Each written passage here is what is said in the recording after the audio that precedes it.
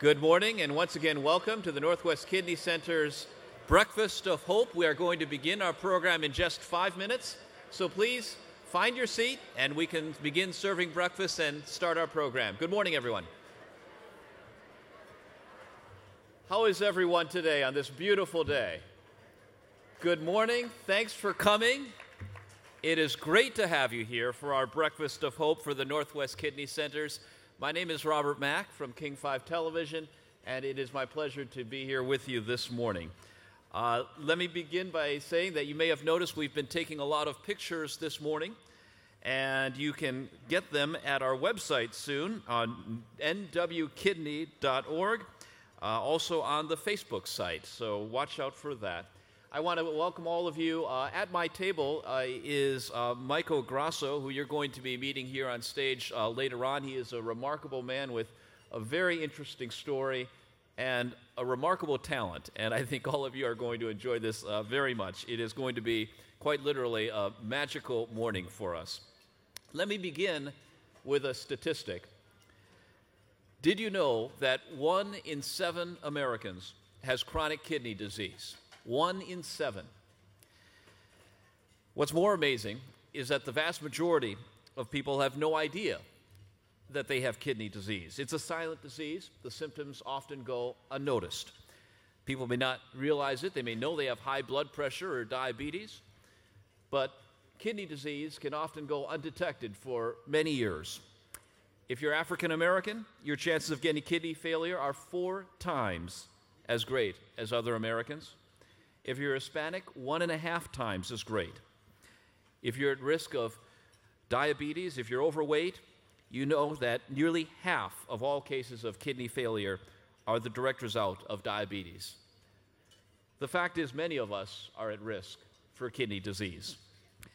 But there is encouraging news in the statistics, and the good news began right here in Seattle, as many of you know. In 1960, University of Washington researcher Dr. Belding Scribner made a discovery that allowed long-term kidney dialysis to be possible for the very first time right here in Seattle, turning what once was a nearly always a fatal disease into a survivable one.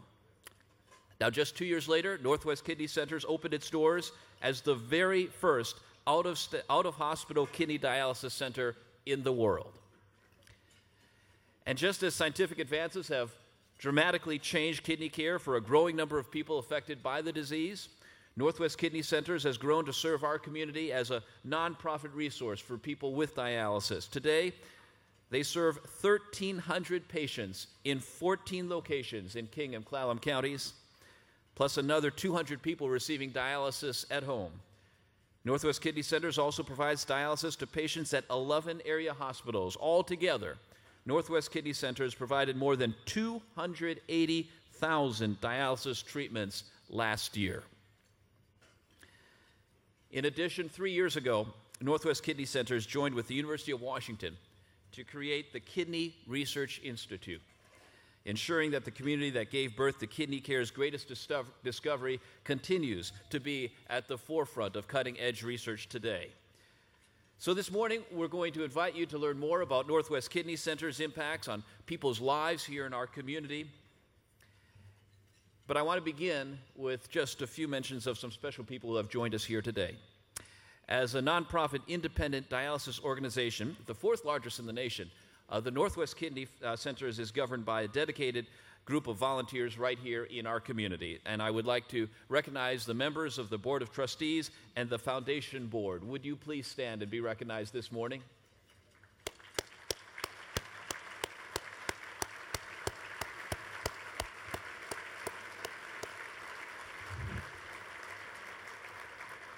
They do a tremendous amount of work year-round. Northwest Kidney Centers also relies on the advice and support of 5 regional councils made up of patients, physicians, and interested citizens. And Northwest Kidney Centers employs 560 staff members who serve our patients and community. So let me ask our regional council members and the employees of Northwest Kidney Centers who are here this morning to please stand. Let's recognize you for your work.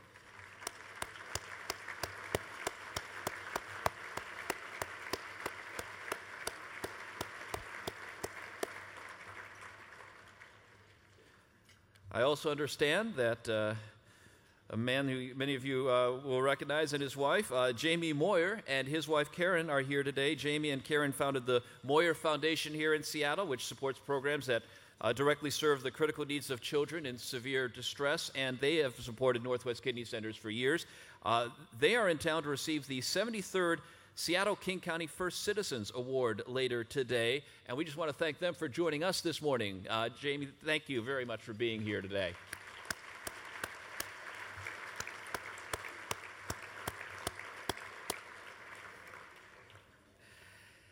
Also want to thank some elected officials who have advocated for the care and well-being of people with kidney disease and so many others in need.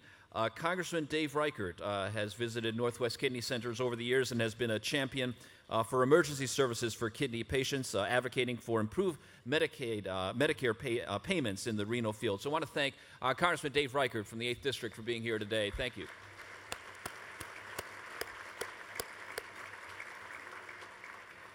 Representing Senator Patty Murray, Sheila Babb is here. Representing Congressman Jay Inslee, Maureen Little. Representing Congressman Jim McDermott, David Loud. Representing Congressman Adam Smith, Deborah Entenman. Thank you for our congressional delegation for their representation here today.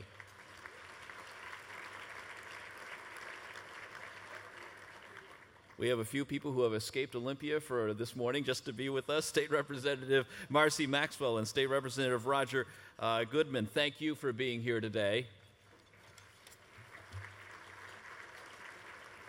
From the King County Council, Joe McDermott, and Seattle City Councilmember Gene Godden, thank you for your support. Let's thank all of our elected officials for being here today and showing our support.